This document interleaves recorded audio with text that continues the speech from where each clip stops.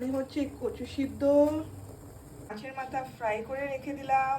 ডাল বানানো কড়াইটাতে তেল দিয়ে ফুটিয়ে নিলাম।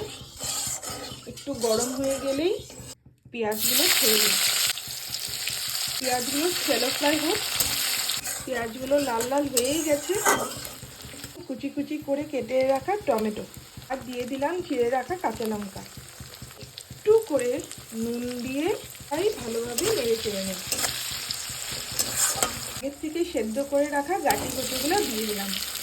তা ভালোভাবে নেড়ে চেড়ে এগুলো একটু ভাজা ভাজা হয়ে যায়।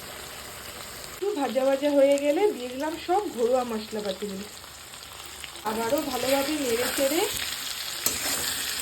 দিয়ে দিলাম গরম জল মশলাটা ভাজার জন্য। এবার সুন্দরভাবে মশলাগুলো ভাজা হয়ে যায়।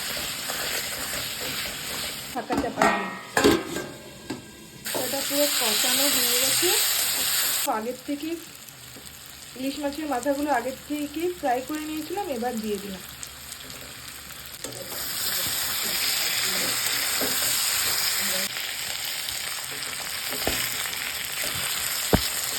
একটু করে জল দিয়ে দিন।